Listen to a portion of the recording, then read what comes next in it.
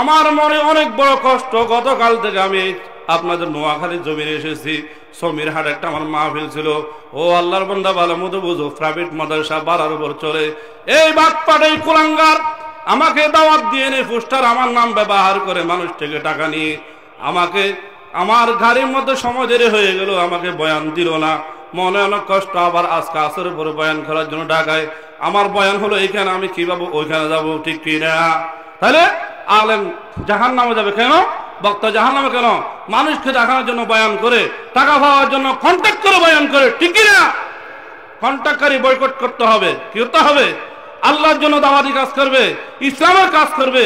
এখানে সেলফি তুলে এভাবে করে, এভাবে করে, এগুলো কি আবার বলেন? এত ছবি কেন ফেসবুকে, ইউটিউবে কেন? শুধু একমাত্র বয়ান ইসলাম বাঁচার জন্য দিতে পারে। ঠিক কি না? তাহলে আমি বলবো, আপনারা বলেন তো ভাই, উত্তর আপনারা দিন। একটা মেহমানকে আপনার দাওয়াত দিয়েছেন হুজুরকে মাহফিল করার জন্য, সময় দিয়েছেন ওই টাইম, গাড়ির যদি দেরি হয় হুজুরকে কি অন্য টাইমে বসানো যাবে না? দিতে হবে কিনা বয়ান?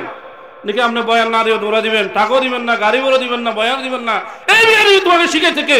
ঠিক কিনা কথা বলেন আপনারা? যেহেতু দূর থেকে আসছে, অবশ্যই টাইম, যেহেতু গাড়ির রাস্তা যে হতে পারে, এটা অবশ্যই বুঝতে হবে।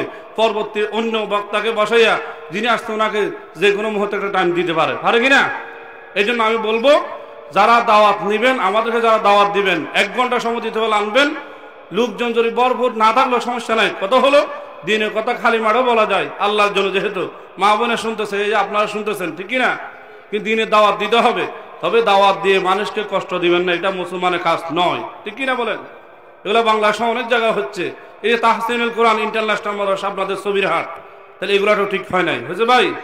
তাহলে আপনাদের কাছে অনুরোধ এটাই, আমরা 5 ওয়াক্ত নামাজ পড়বো, কোরআন তেলাওয়াত করবো, জিকির করব, আর সন্তানদেরকে আমরা হাফেজ কোরআন আলেম বানাবো।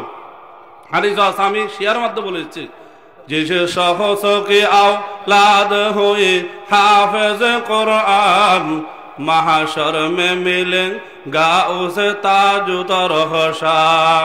जिस शख्स ने कुरान को सीना में बसाया फिरदौस मुअल्ला में मकाम अपना बनाया।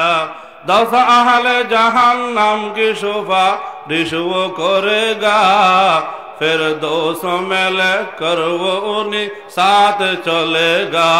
फिर 200 में लेकर वो उन्हीं साथ चलेगा।